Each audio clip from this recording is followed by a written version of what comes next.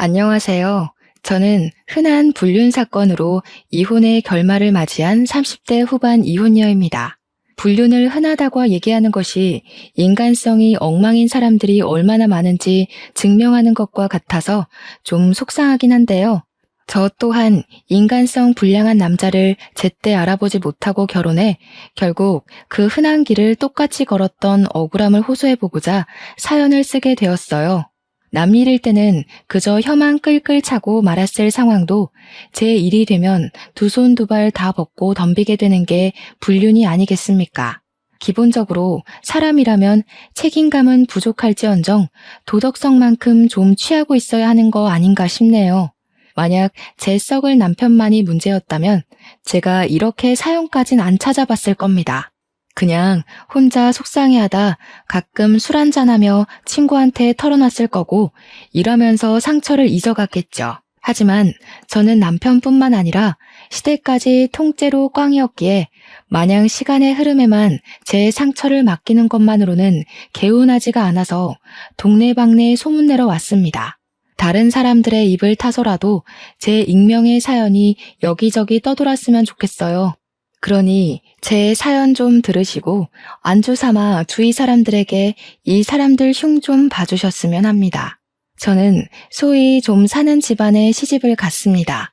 시댁에는 멀끔한 장남인 제 남편과 몸이 불편한 도련님이 있었어요. 당시 도련님 나이가 고등학생이었는데 도련님이 친구들이랑 스키 타러 갔다가 큰 사고를 당해서 다리를 못 쓰게 되었다고 했습니다. 그래서 학교를 다닐 수가 없었고 홈스쿨링을 시작했는데 제가 바로 그 홈스쿨링 선생님으로 들어가게 된 겁니다. 그런 비즈니스적인 인연을 시작으로 그 집안을 들락날락했어요. 그렇다 보니 그 집 가족들과 자연스레 안면을 틀 수밖에 없었죠. 당연히 거기서 그 집 장남인 제 남편과 눈이 맞은 거였는데요. 남편이 먼저 관심을 보여줘서 저도 얼마 안 가 흔들리게 되었고 그렇게 비밀리에 만나왔습니다. 시댁에서 저희 관계를 알렸던 시기는 남편이 제게 청혼을 했을 때였어요. 남편이 먼저 시댁에 당당히 허락을 받고 결혼 전제로 만나자고 제안을 했고 저 또한 남편과 결혼을 생각할 만큼의 마음이기도 했기에 흔쾌히 노력을 해보기로 했습니다.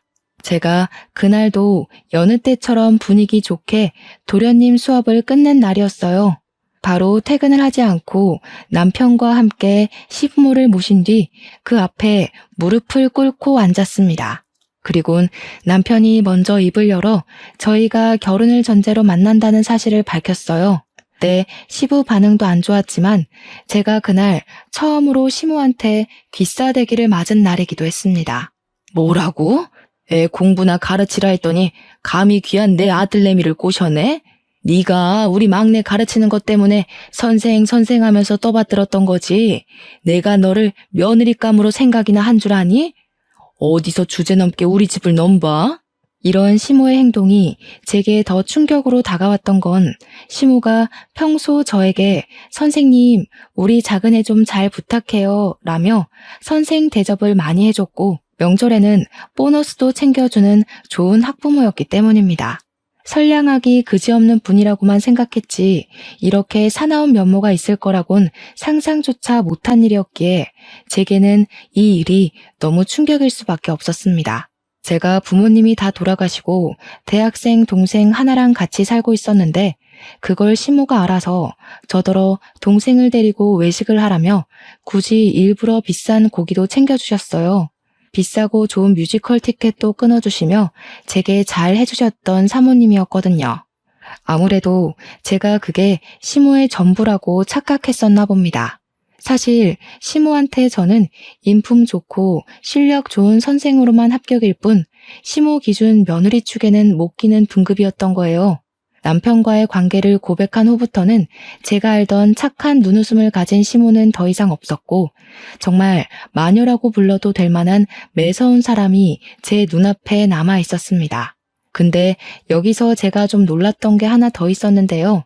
시모가 제게 손찌검을 했을 때 남편이 저 대신 시모한테 바락바락 대들면서 제 편을 들어줬거든요. 그 순간 남편이 하는 발언에 마치 못 들을 걸 들은 것처럼 자리가 더 가시방석이 돼버렸지 뭡니까. 진짜 엄마도 아니면서 작작하죠? 어디서 엄마도 아닌 게 엄마질하려고 설쳐대? 아빠가 좋다니까 그냥 참고 사는 거지. 나는 단 한 번도 그쪽을 엄마라고 생각한 적 없거든요. 한 번만 더 내 손 안의 일들 참견하면 가만 안 있을 겁니다. 시모가 남편의 친모가 아니라는 걸 저는 그 자리에서 처음 들었습니다. 그러니까 시부와 시모는 재혼 사이였던 거예요. 그렇다면 남편이 자식이 아닌 것처럼 도련님도 아마 시모의 자식이 아니지 않을까. 그땐 그렇게 생각했습니다. 어쨌든 그 자리에서 모욕적인 말을 들은 시모는 남편의 돌발 고백에 눈시울까지 붉어지며 눈에 힘을 주었는데 그 순간 남편의 귀싸대기는 시부가 날려줌으로써 상황이 더 극에 달하고 말았습니다. 건방진 녀석, 뱃다시게 키워준 엄마한테 지금 뭐라고 짓거리는 거냐? 엄마를 엄마로 인정 못하겠으면 내 집에서도 받아줄 가치가 없다. 그렇게 이 애비 선택이 못마땅하면 내 집에서 당장 나가. 시부는 저보고도 일단 돌아가라 일렀습니다. 그러면서 제가 집을 나서기 전에 단호한 목소리로 말씀하셨어요. 도련님의 홈스쿨 선생을 바꾼다고 말이죠. 저와 남편의 관계를 이렇게까지 반대를 하시는 거면 당연히 도련님의 선생님 자리는 포기할 수밖에 없을 거라 예측은 했었습니다. 그러나 남편이 근 한 달을 시부모에게 바락바락 대응하고 우기며 집에도 안 들어가고 직장도 그만두며 잠적하는 바람에 결국 저와 결혼을 허락한 것입니다. 아, 그리고 이건 나중에 알았던 사실인데 도련님도 저 아니면 다른 선생님한테 수업 안 받겠다고 완전 공부해서 손 놓겠다고 해서 시부모를 설득하는데 도움이 되기도 했다고 합니다. 남편과 도련님의 노력은 참 감사하지만 사실 당시 저는 이렇게까지 불편한 결혼을 하고 싶지 않았어요.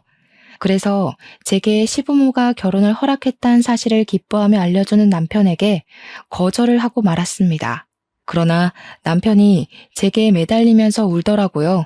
누구를 이렇게나 좋아해 본 적이 처음이라서 포기 못하겠다는 소리를 했었던 기억이 납니다. 며칠간 반복되는 남편의 애걸한 사정에 결국 저는 남편과 다시 만났고 결혼을 결심하게 되었습니다. 남편 하나만 바라보자 생각하고 시작을 했던 결혼이기에 역시나 이 결혼은 지옥일 수밖에 없었어요.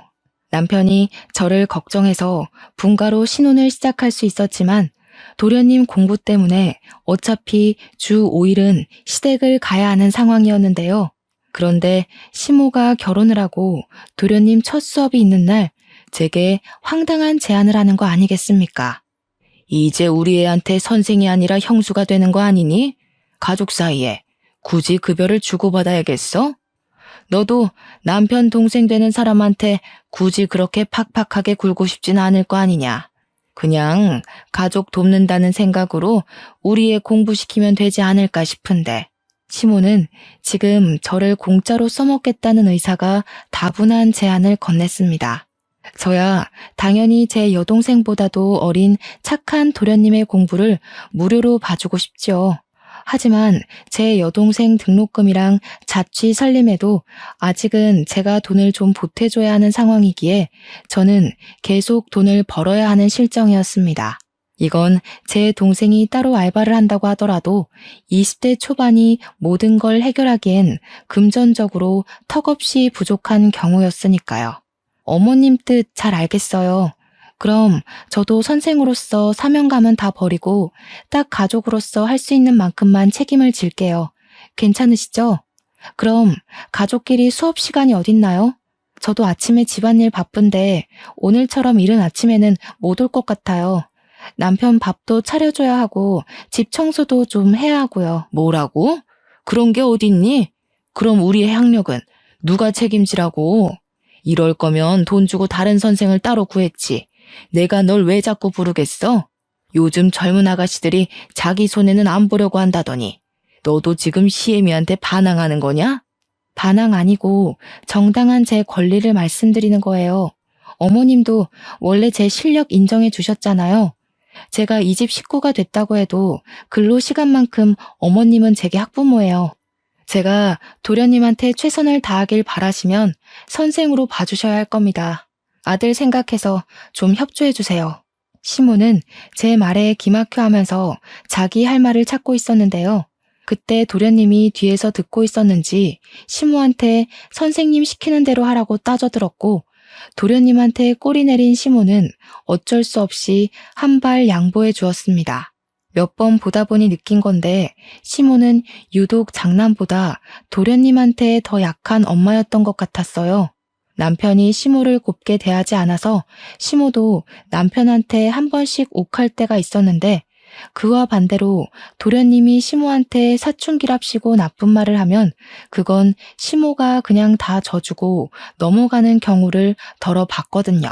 이 집안 사람들이 하도 비밀도 많고 사생활 들추는 걸 싫어해서 저도 딱히 궁금해하지 않았던 탓에 몰랐었는데, 제가 도련님과 시모의 관계를 은근슬쩍 남편한테 물은 적이 있었거든요. 남편이 말하길 꺼려하면서 어렵게 알려준 사실은 오래간만에 또 저를 놀라게 했습니다. 시부 아들은 남편만이 그렇고 도련님은 시모의 친자라고 하더군요. 자기 친자이기 때문에 시모가 도련님한테는 그렇게 길을 펴지 않았다는 사실이 뒤늦게 이해됐었습니다. 어쨌든 시모가 제게 간섭이 조금이라도 날라올 것 같으면 도련님이 휠체어를 타고 귀신같이 나타나 시모를 막아내 주더라고요. 덕분에 공부 시간만큼은 시모를 안 볼 수 있어 마음이 편했습니다. 그리고 시댁에는 도련님의 재활을 도와주는 도우미가 2시간 정도 일을 하다 가는데요. 그 재활 도우미는 제가 시댁의 선생으로 고용되기 전부터 일을 하고 계신 분이었어요. 저만큼이나 젊은 여자더라고요. 참 선하게 생겼고 근무 시간 내내 성실하다고 생각했는데, 희한하게도 도련님은 그 여자 손길을 좀 싫어하는 눈치였습니다. 한날은 저와 도련님 수업이 다 끝날 때쯤 도련님이 툴툴대면서 제게 어떤 말한 적이 있는데, 그 말이 뭔가 제게 의미심장한 기분을 일으켜주더군요. 그 여자 보고 다들 착하다 선하다 하는데 내가 진짜 쪽팔려서 말 안 하고 있는 거지. 엄마는 내 말 들으면 쓰러질걸요? 나도 대학 가고 나 혼자 독립할 수 있을 때 터뜨리려고 참고 있는 중이에요. 지금은 미성년자라서 나 혼자 뭘 할 수 있는 게 없으니까 더러워도 버티는 거지. 그때 도련님이 하는 말이 무슨 말인지 잘 몰랐습니다. 그래서 쉽게 그날의 발언을 넘겼고, 시모의 고나리질보다 더한 스트레스가 갑자기 찾아오는 바람에 도련님이 주는 메시지를 까맣게 잊어버리고 말았어요. 그 엄청난 스트레스는 다름 아닌 제 남편이 주는 몫이었는데요. 제가 분가를 하고 있었지만 거의 하루의 반나절을 도련님 수업 때문에 시댁에 있다고 했지 않습니까? 그런데 한날은 제가 퇴근하려고 나가는 날, 도련님의 재활 도우미가 시댁으로 출근하면서 문제가 발생했어요. 그 도우미 목에 감긴 손수건이 제 것과 똑같다는 걸 알아본 겁니다. 우연히 똑같은 거겠지라고 생각할 수 없었던 건, 그 손수건은 제 동생이 제 생일날 손수 만들어서 준 제작물이었습니다. 그래서 저는 신뢰를 무릅쓰고 바로 도우미를 붙잡아 물었어요. 죄송한데 그 손수건 어디서 나셨어요? 제가 아는 물건이랑 똑같아서요. 신뢰가 안 된다면 한번 확인해봐도 될까요? 네? 남자친구한테 받은 건데요. 죄송하다면서 이렇게 강압적으로 나오는 건 좀 아니지 않나 싶은데. 불쾌하네요. 궁금하면 확인해 보시던가요. 그렇게 말하는 도우미의 표정이 너무 당당해서 순간 제가 정말로 착각한 줄 알았습니다. 그러나 확인해 보라는 뻔뻔한 그 말에 당장 확인을 해봤더니 제 것이 맞는 게 아니겠습니까? 그래서 저는 더 이상 배려는 관두고 당장 그 도우미 목에 있는 손수건을 풀어 그곳에 적힌 제 이니셜을 보여줬어요. 이거 보세요. 내 거 맞는데요. 제 이름 대문자 따서 새긴 거거든요. 못 믿으시겠으면 제 친동생이 만들어준 거니까 증언도 해드릴게요. 그래요? 글쎄요. 뭐가 어쨌든 저는 남자친구한테 받았을 뿐이라니까요. 의심스러우시면 같이 사는 집주인한테 손수건이 왜 밖을 놔두는지 물어보시던가요.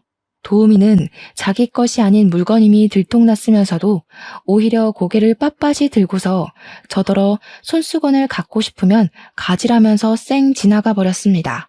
그 순간 손수건에 가려졌던 그 도우미의 목 언저리를 보았는데 검붉게 물든 자국들이 나 있었어요. 그걸 보고서 저는 불길함에 휘말리고 말았죠. 정말 밑도 끝도 없이 설마 내 남편이 저 여자랑? 싶더라고요. 그래서 다른 생각할 겨를도 없이 얼른 집으로 가봤죠. 하지만 남편은 아직 퇴근 전이었습니다. 혹시라도 남편이 귀가해 있었다면 그 도움이랑 저 없는 집에서 뒹굴었다는 증거나 다름없는 현장이 돼버리잖아요. 텅 빈 집안을 보면서 제가 오해했나 안심은 좀 되었지만 그래도 찝찝한 도우미의 발언은 제 마음속에 계속 머물러 있었습니다. 그런데 그 순간 제가 손수건 가지고 도우미랑 대화를 할 때 도련님이 그 대화를 엿듣기라도 한 건지 도련님한테서 문자가 오더라고요. 웬 모르는 사람이었는데 시댁에서 베란다를 내다보면 보이는 주차장이 찍힌 모습이었습니다. 그 사진 속에는 아주 자그마하게 남자 여자가 엉켜서 포옹하고 입 맞추는 듯한 형상이 있었어요. 자세한 얼굴은 보이지 않았지만 저는 이 사진의 주인이 남편이란 걸 알 수밖에 없었습니다. 바로 남편의 자차 때문이었죠. 문제는 이 사진이 끝이 아니라는 것이었어요. 그 뒤로도 도련님한테서 여러 장의 사진이 날라왔고 이건 남편과 도우미 사이가 꽤 진전되었다는 것을 증명하는 뜻이기도 했어요. 그러니까 남편은 퇴근을 안 해서 집에 없었던 것이 아니라 여태 빨리 퇴근해서 도우미를 태우고 시댁에 친히 바래다주고 있었던 정황이 설명된 겁니다. 그러면서 늘 그랬던 것처럼 제가 먼저 퇴근하면 자기가 퇴근하는 식으로 상황을 꾸며왔던 거였어요. 그러니 시댁에서 마주쳤던 도우미가 당당했던 것도 자기 남자친구를 들먹이면서 저를 째려보았던 것도 전부 자신과 남편이 불륜을 저지르고 있다는 걸 저한테 도발한 거였습니다. 어이가 없어서 저는 그날 귀가해온 남편을 기다렸다가 사실 진위를 위해 따졌어요. 당신 미쳤어? 우리 결혼한 지 이제 2년이야. 어떻게 도련님 재활 도우미랑 바람을 피울 수가 있어? 나 일 다닐 때 그 여자 이 집에 불러들여서 개짓거리 한 거니? 그 여자한테 내 손수건 묶어준 것도 당신이지. 어떻게 당신이 그럴 수가 있어? 내가 하기 싫다던 결혼을 누구 믿고 따라왔는데. 제 언성에 남편이 처음에는 엄청 당황하더라고요. 하지만 그도 잠시 곧 당당하게 대꾸를 하기 시작했습니다. 조용히 넘어가자. 그래도 네가 며느리라고 아빠가 네 동생 개인 장학금까지 챙겨주는데 이 정도는 눈 감아줄 수 있잖아. 솔직히 한 사람이랑 2년 살았으면 이미 단물 빠진 껌 씹는 거나 마찬가지 아니야? 너도 나 질리지 않아? 우리 동생이라도 만나볼래? 아, 미성년자라 그건 좀 범죄인가? 결혼하기 전 제 발목을 잡으면서 기었던 남자가 맞나 싶을 정도로 남편은 인간 말종 쓰레기가 되어 있었습니다. 착실하게 아내 노릇, 며느리 노릇, 선생 노릇하며 지내왔더니 제게 돌아오는 결과물은 남편의 불륜이었어요. 그 생각을 하니까 배신감을 떠나 남편의 마음에 눈이 멀어 잘못 판단했던 제 자신에게 화가 나더라고요. 남편의 쓰레기 같은 발언을 더 이상 참지 못하고 저는 남편의 중심부를 걷어차버렸습니다. 깜짝 놀라서 소리치며 대굴대굴 구르는 남편을 두고서 저는 집을 나와버렸죠. 그리고는 동생 자취방을 찾아가 지냈죠. 그리고 다음날 시댁으로 출근해서 홀로 있는 시모한테 남편의 불륜 사실을 밝혔습니다. 그 불륜 대상이 도련님 도움이라는 것도 알려드렸어요. 그런데 놀랍게도 시모는 제가 보여준 증거물을 가만히 바라보기만 할 뿐 무반응이더군요. 제 말 이해 못하시겠어요? 남편이 바람을 피웠다고요. 그 상스러운 년이 철판 깔고 이 집 들락거리면서 착한 척하는 도움이라니까요. 어머님이 아끼는 귀한 장남이 무슨 짓을 하고 다니는지 판단이 안 되세요? 그래서 뭐 어쩌라는 거냐? 소송이라도 하고 싶다는 거니? 네가 시작한 결혼이다. 돈 있는 집안에서 이 정도 부정행위도 감당 못할 거면 감히 시작하질 말았어야지. 어머님, 불륜에는 합당한 조건 따위 없는 거예요. 돈 있다고 불륜이 당연한 옵션이면 어머님도 아버님이 불륜 저지르는 걸 가만히 두고 보실 수 있단 말씀이세요? 만약 이 사진 속 주인공이 남편이랑 도우미가 아니라 아버님이랑 도우미면 어머님께서 지금처럼 고고하게 콧방귀만 끼고 있을 수 있겠어요? 그날 저는 시모한테서 뺨 한 대를 더 맞았습니다. 잘못을 한 것도 남편이고 틀린 소리 한 건 시모인데 왜 항상 맞는 거는 저여야만 하는 건지 정말 서러웠어요. 그렇다고 선생 입장인 제가 감히 어르신의 얼굴에 손을 올리지는 못하겠더라고요. 뒤늦게 거실의 소란을 알고 방 밖으로 나온 도련님이 제가 맞는 걸 보고는 시모한테 하지 말라고 대들었으나 그보다 제가 먼저 움직여서 도련님이 더 당황해 버렸습니다. 저도 어른이라고 양보해주는 거 할 만큼 했다고 생각했어요. 그래서 시모가 메고 있는 목걸이를 콱 잡아 빼선 베란다 밖으로 던져버렸습니다. 그 목걸이는 시모가 시부한테 예물로 받은 목걸이란 걸 알고 있었어요. 시모가 그걸 얼마나 아끼는지도 알고 있었고요. 안 그래도 제 돌발 행동에 놀란 시모가 저한테 한 대 더 손찌검을 하려고 하더라고요. 그렇잖아도 저는 속으로 시모가 저한테 한 대만 더 때리면 그 뒤부터 나 또한 인정사정 보지 않겠다고 혼자서 다짐을 하고 있었는데요. 그래서 제가 정당화하기 위해 시모의 손에 한 대 더 맞아주었습니다. 그리곤 저도 바로 시모의 싸대기를 날렸죠. 제가 손을 날릴 걸 예상하지 못했던 시모는 크게 충격받으면서 휘청거렸고 곧장 소파로 넘어져 버렸습니다.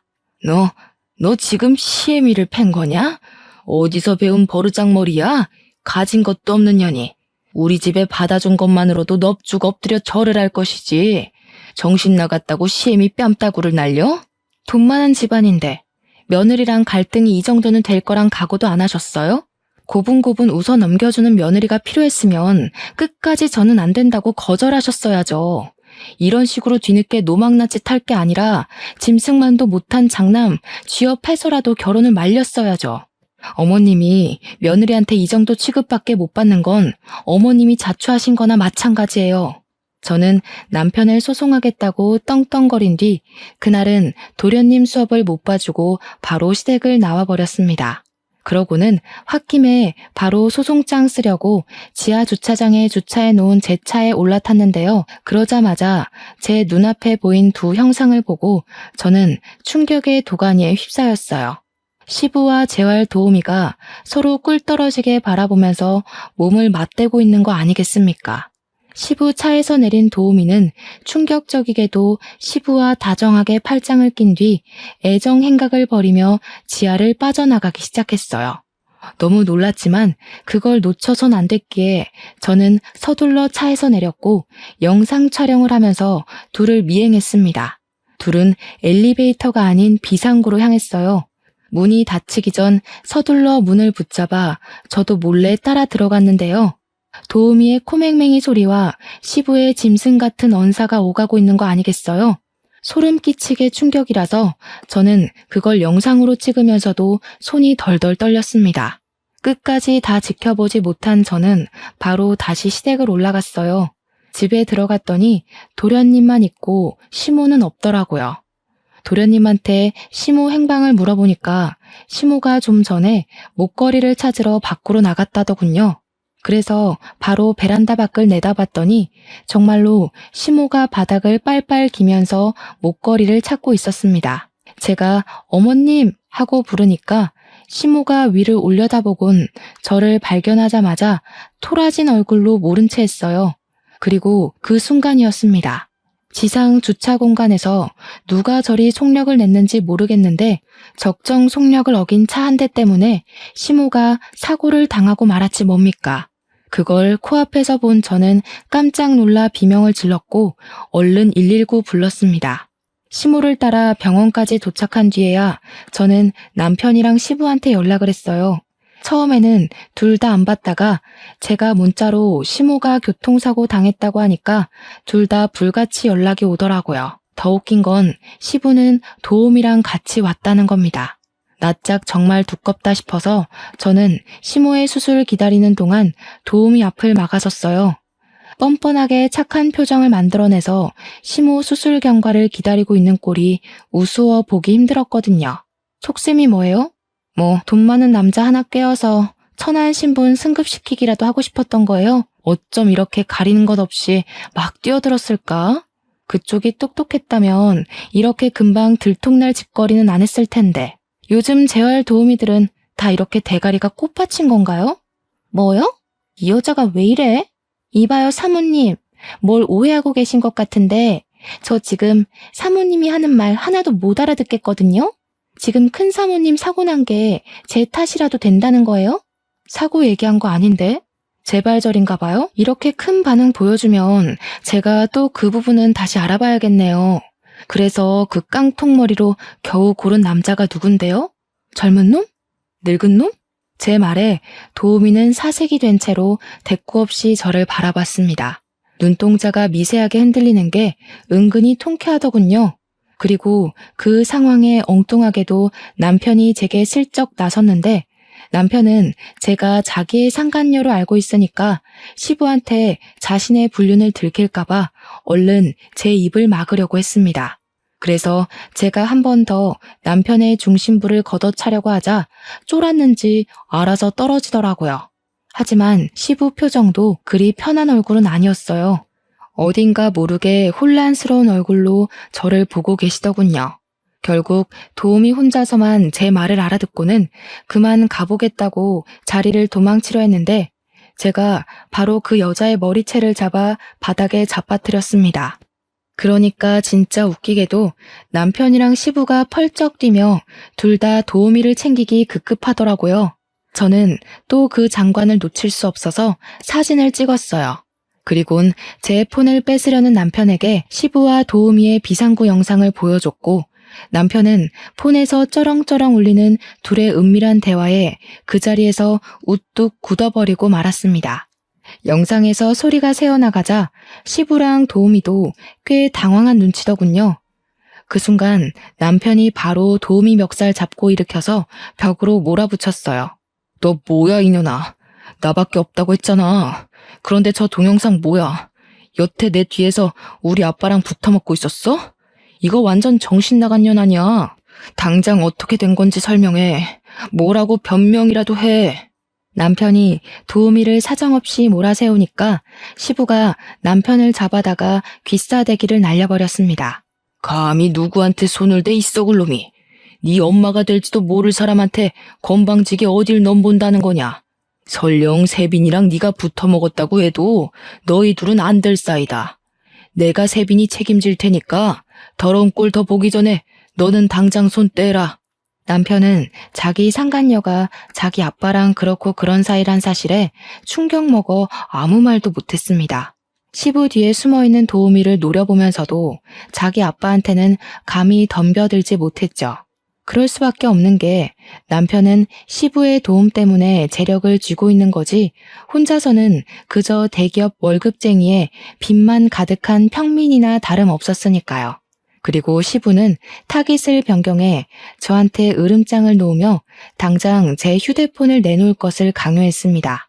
네가 그런 걸 가지고 있다고 한들 바꿀 수 있는 건 아무것도 없다. 네 남편한테서 세빈이 떼어줬으니 오히려 고맙게 생각을 해야지.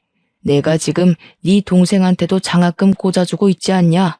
그 인정을 생각해서라도 당장 그 휴대폰 내놔라. 이미 어머님이랑 도련님 그리고 이 사람이랑 제 동생한테까지 아버님 동영상 다 보내놔서 제 폰 하나 뺏는다고 아버님 부정행위가 사라지진 않아요. 아버님 지금 단단히 착각하고 계신 거예요.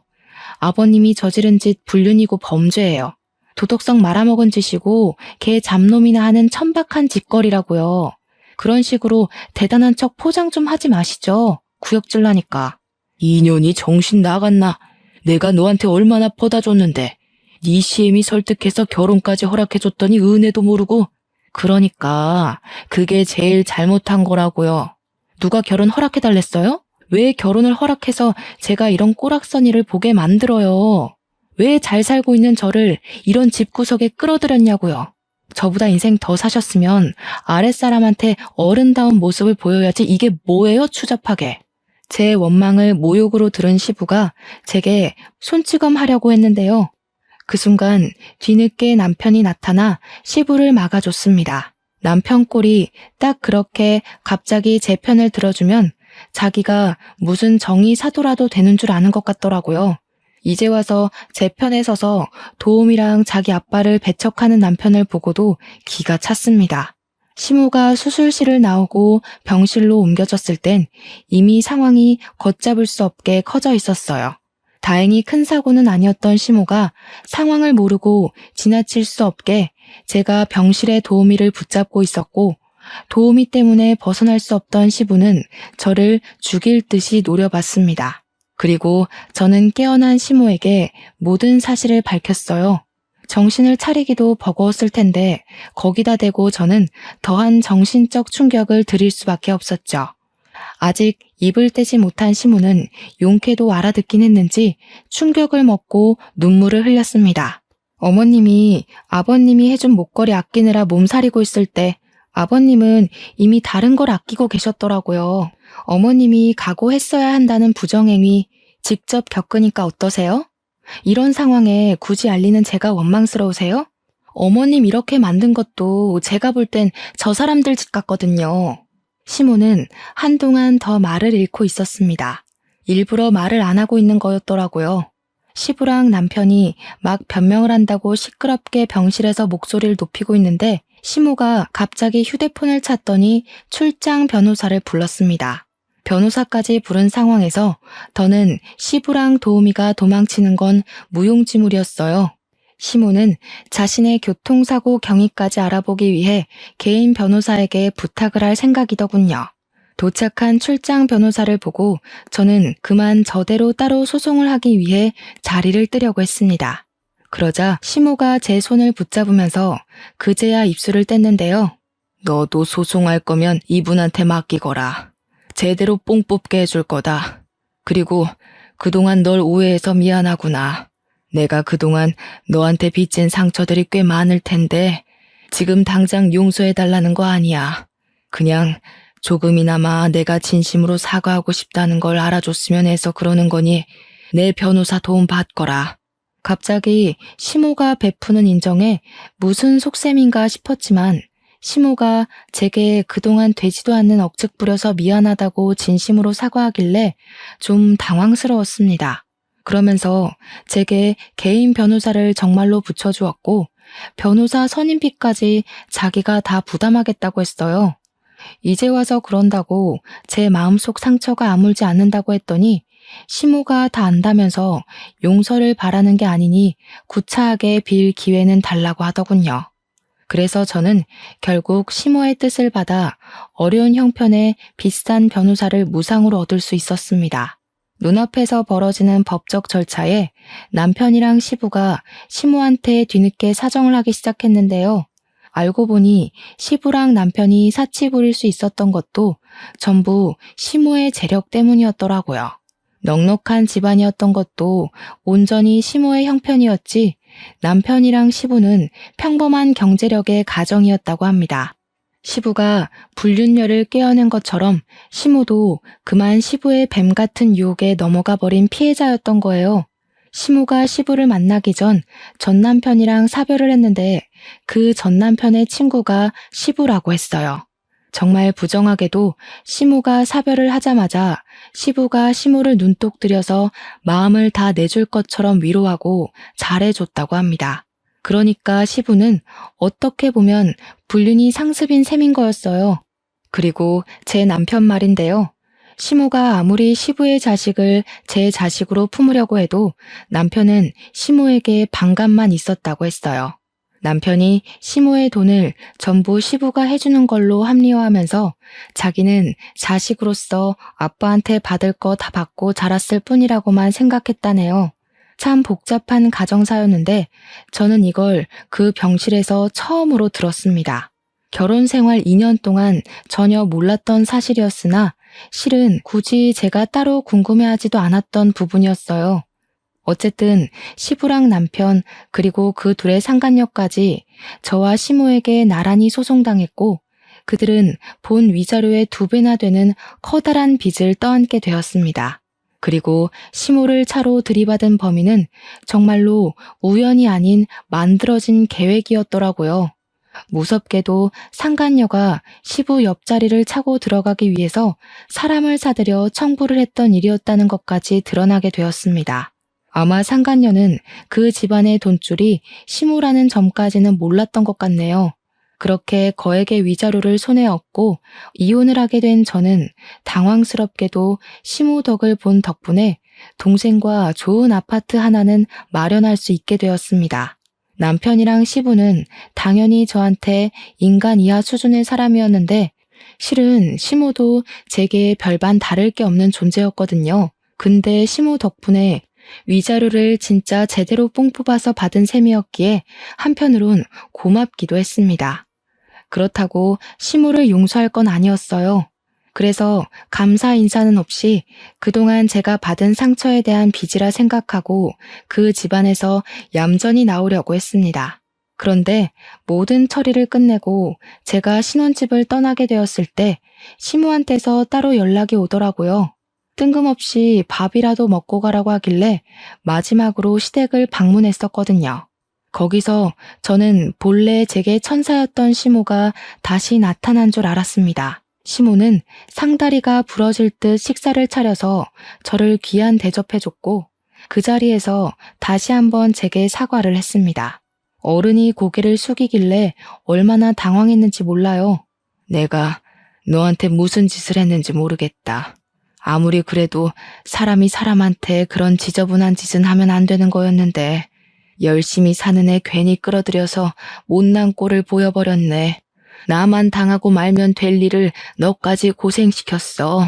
미안하다. 어머님께서 먼저 사과해 주시니 마음은 풀리지만 솔직히 바로 용서하겠단 말씀은 못 드리겠어요. 그래도 한 가지는 말씀드리고 싶네요.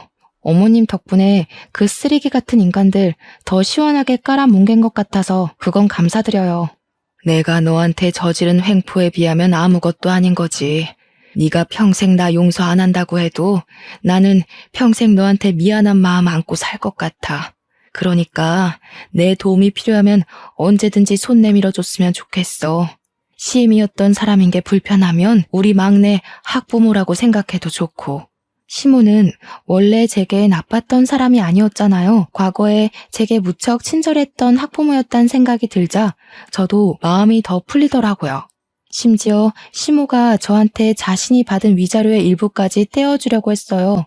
당연히 처음엔 완강하게 만류했지만 시모가 남한테 몹쓸 죄 짓고 편하게 발 뻗고 못 잔다면서 자기 마음 조금이라도 편하자고 돈으로라도 주는 거니 받으라 하길래 그 뇌물까지 받고 말았습니다.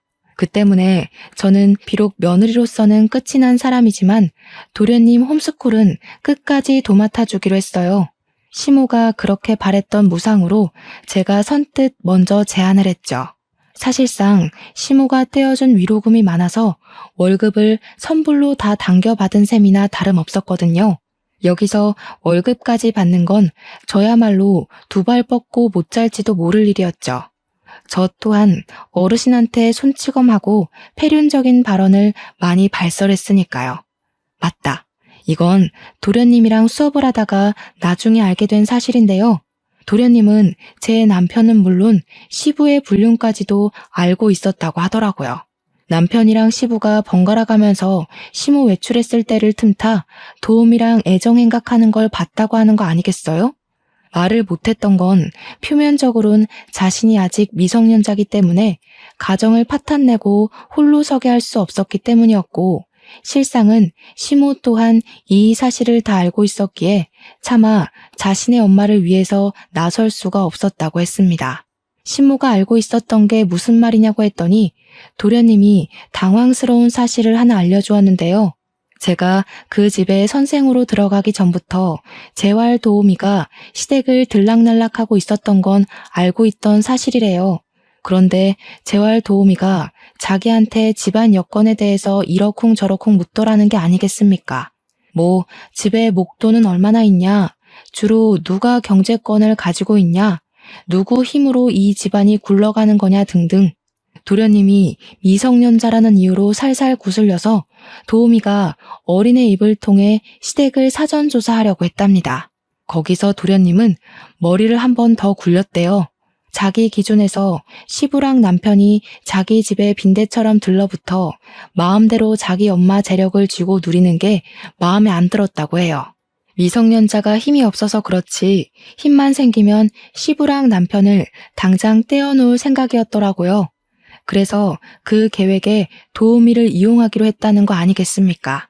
도우미에게 이 집안의 실세는 시부랑 남편이라고 엉터리로 알려주곤 도우미가 시부랑 남편에게 알랑방귀 끼도록 손수 도왔대요.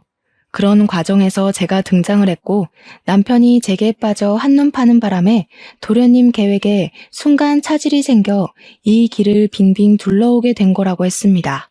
그제야 저는 도련님이 지난 수업 때 제게 쪽팔리네 어쩌네 하면서 의미심장한 발언을 했던 것이 이해되더라고요. 도련님은 뒤늦게나마 제게 이런 사정을 미리 언질해주지 못해 이런 더러운 꼴에 섞여들게 한 것이 미안하다고 했습니다.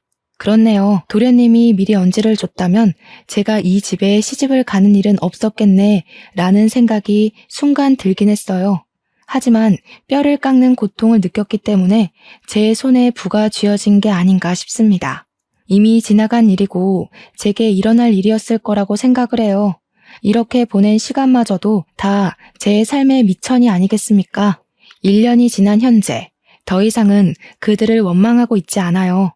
원망이 남았을 만큼 그 사람들을 기억하고 있지 않거든요. 도련님은 대학을 입학했고 제게 한 번씩 안부 인사가 오긴 하지만 시모랑은 따로 연락을 하고 있지 않습니다. 전 남편도 빚더미 갚아줄 사람이 없어서 한 번씩 제가 아닌 제 여동생한테 연락을 해 저를 좀 만나게 해달라 부탁하기도 했는데요. 이 자식은 빚이 있는 와중에도 번호를 바꿔서 연락할 정신이 박혀있나 보더라고요. 그냥 여동생한테 대꾸 말고 바로 차단하라 시켰어요. 그러니 이제는 전 남편 흔적도 점점 없어지더군요. 시간이 약이라는 말이 정말 진부한 말이란 걸 알면서도 맞는 건 맞는 거더라고요. 그 집안 사람들이 저랑 지독하게도 엮여있던 사람들이 맞나 싶을 만큼 현재는 제게 아무런 영향도 끼치지 않는 남이 되어버렸잖아요.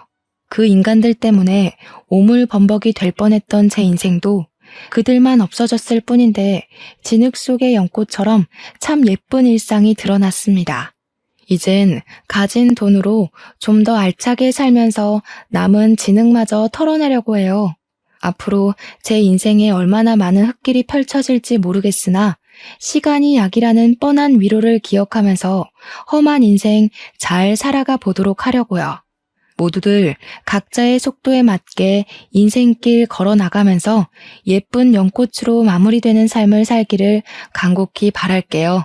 그럼 지금까지 이혼녀의 속사정 들어주셔서 너무 감사드립니다. 평안한 하루 보내셔요.